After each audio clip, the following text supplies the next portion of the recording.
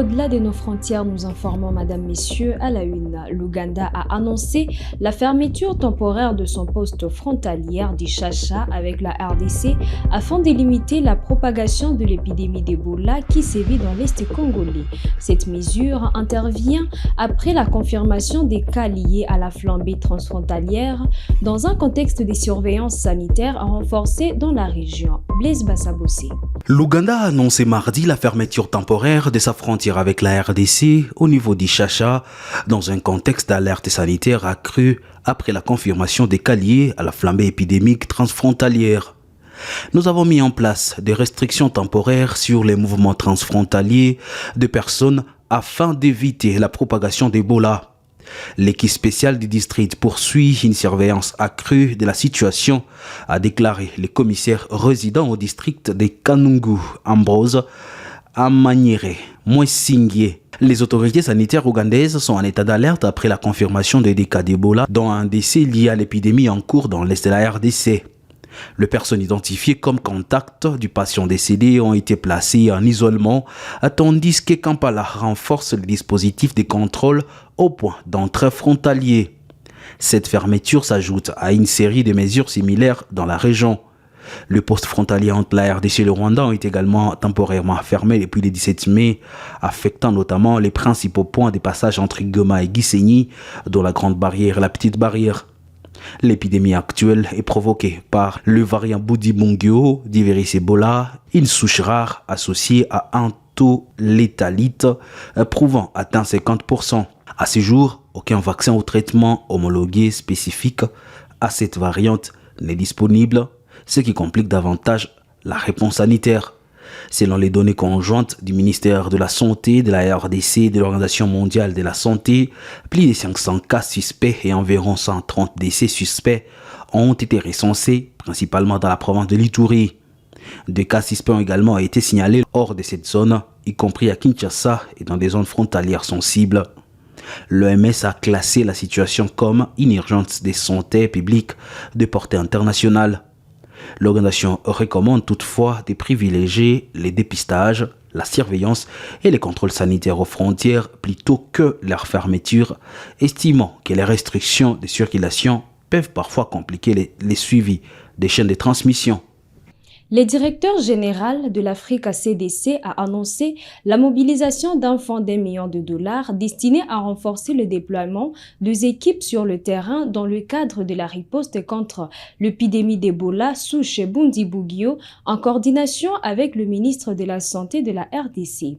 Selon cette annonce, 3 vaccins sont actuellement en développement ou en phase d'évaluation.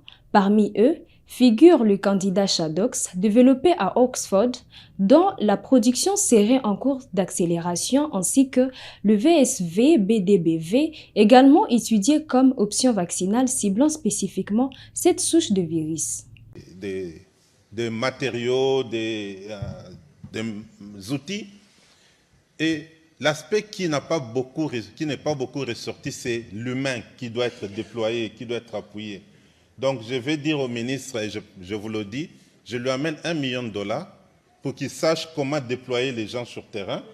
À partir de maintenant, il va décider, puisqu'on a besoin de savoir comment les gens doivent être sur place.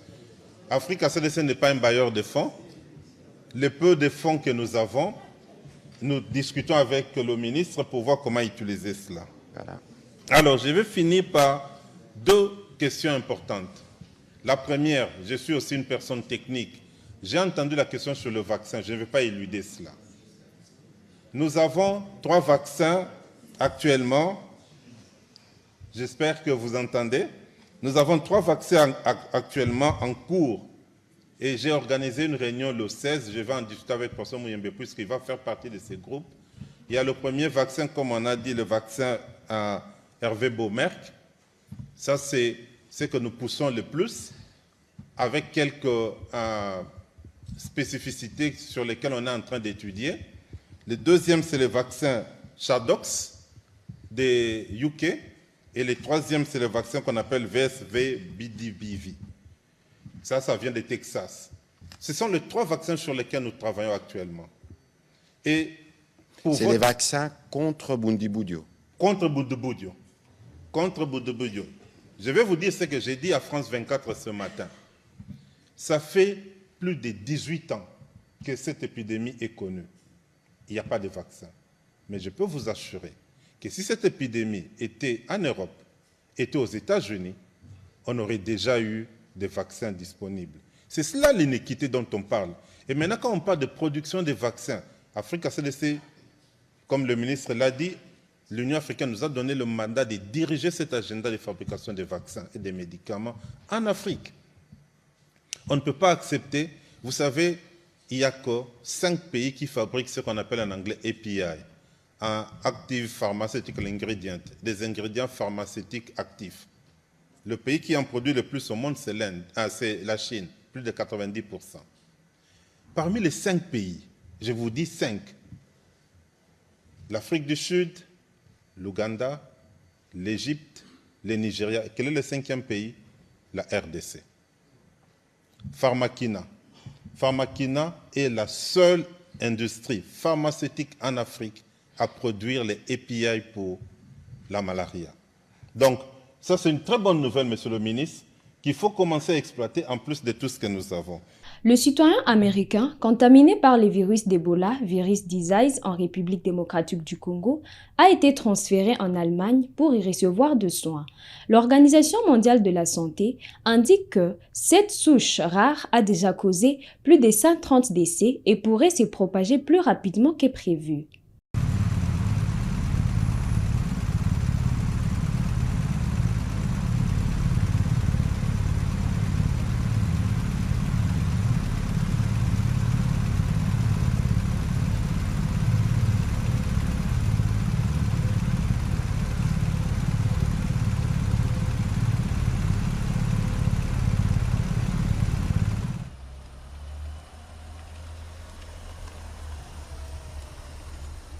Lors de la 1152e séance du Conseil de sécurité des Nations Unies consacrée à la situation en Ukraine, la RDC a réaffirmé qu'il n'existe pas de solution militaire à ces conflits.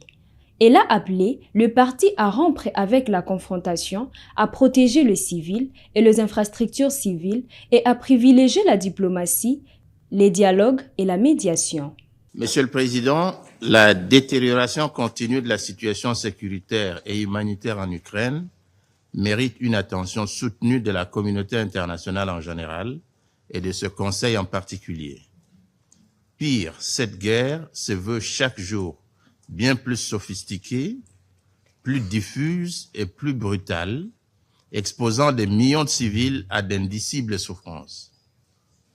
La République démocratique du Congo remercie à cet égard Mesdames Kayoko Goto et Edem Worsunu, respectivement directrices et officiers en charge pour l'Europe, l'Asie centrale et les Amériques, au sein du département des affaires politiques et de la consolidation de la paix des Nations Unies, et directrice de la division des opérations au sein du Bureau de coordination des affaires humanitaires des Nations Unies, pour leurs exposés plein d'informations sur la situation sécuritaire et humanitaire en Ukraine. Alors que cette réunion intervient au moment où notre organisation commémore la protection des civils dans les conflits armés, les récents développements nous rappellent avec brutalité combien il demeure urgent que ce Conseil ainsi que l'ensemble de la communauté internationale redouble d'efforts afin de mettre un terme définitif à cette guerre qui n'a que trop duré. En effet, la protection des civils ne peut demeurer un simple principe ou un slogan rappelé dans nos débats. Elle doit constituer une obligation concrète, immédiate et intangible. Il sied de rappeler à ce propos que chaque attaque supplémentaire contre des zones habitées, chaque riposte, chaque intensification des hostilités éloigne davantage les perspectives d'un règlement pacifique et durable. Monsieur le Président, la République démocratique du Congo réitère sa conviction qu'il ne saurait y avoir de solution militaire à ce conflit. Les événements du week-end le démontrent à suffisance. En effet, la dangereuse escalade observée au cours de ces dernières heures ne saurait concourir à l'instauration d'une dynamique positive en vue de l'instauration d'un cessez-le-feu crédible et durable entre les parties. Bien plus, ma délégation exprime sa vive inquiétude quant au nouveau seuil franchi dans cette guerre où nous assistons avec impuissance aussi bien à une surenchère des parties ainsi qu'à une mutation inquiétante de ce conflit qui ne laisse présager qu'une seule issue: l'horreur et le désarroi pour des générations entières d'adultes, de jeunes, d'enfants, otages d'une logique de confrontation aux conséquences humanitaires dramatiques et qui éloigne toute perspective de règlement politique. Chaque jour, le risque de dommages collatéraux sur les populations civiles s'accroît exponentiellement. Or, point n'est besoin de rappeler les principes sacro-saints du droit international et de la Charte des Nations Unies qui guident notre action collective. Ces principes, établissant notamment que les populations civiles ne doivent jamais être prises pour cible, tout autant que les infrastructures civiles, notamment les réseaux énergétiques, les établissements de santé, les écoles, les habitations et les installations nécessaires à la fourniture de services essentiels qui doivent, en toutes circonstances, être protégés. Monsieur le Président, les exposés nous présentés sont sans appel. La situation humanitaire en Ukraine requiert notre plus grande attention.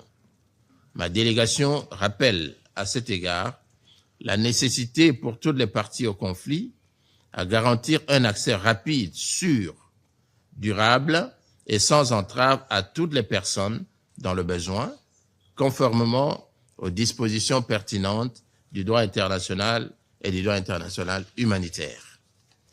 Nous rappelons également la nécessité de protéger le personnel humanitaire, les travailleurs médicaux et les infrastructures de secours.